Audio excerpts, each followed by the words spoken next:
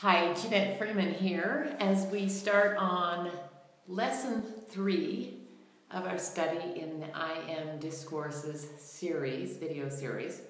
And today I'd like to just touch base on a few ideas about clearing away.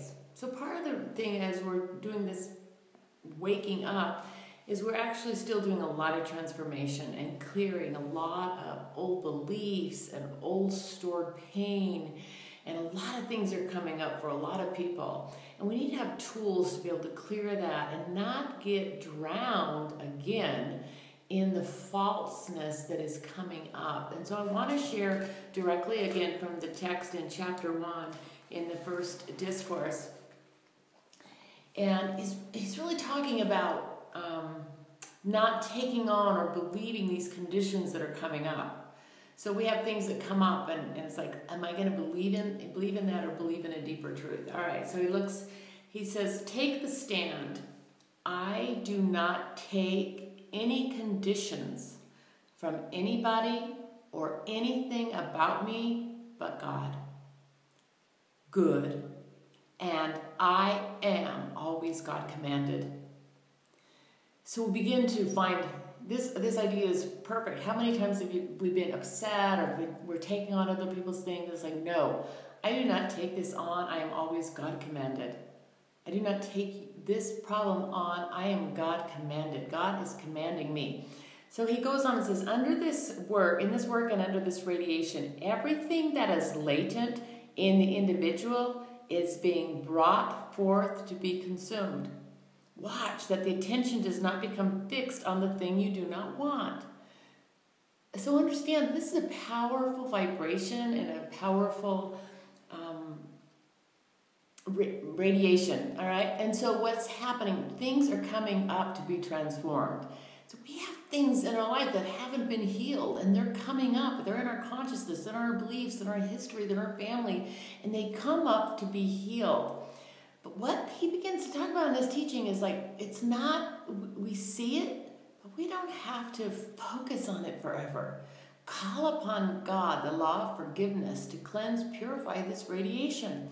He says, if one will buckle down to brass tacks and call on the law of forgiveness, he can then consume all past creations in the consuming flame and be free.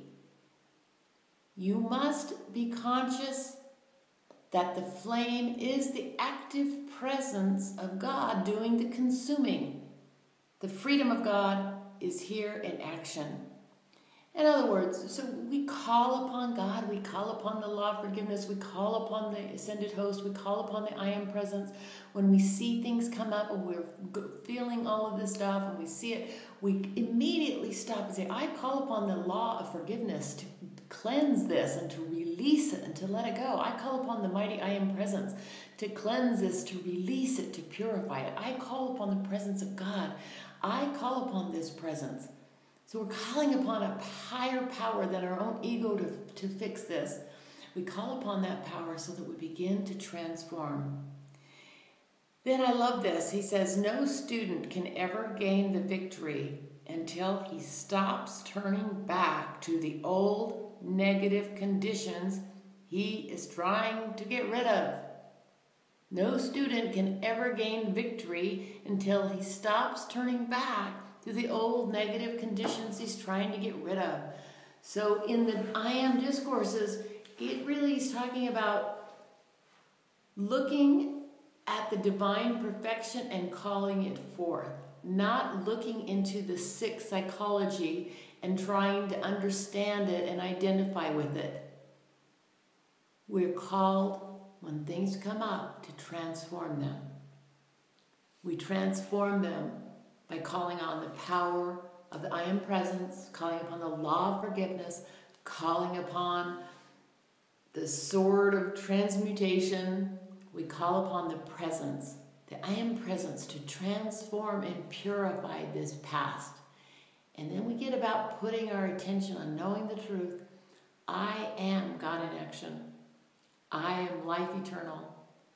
I am divine joy. I am love, beauty, and abundance. I am divine intelligence acting here now and forevermore. I am that I am. Janette Freeman signing off. I'll see you soon.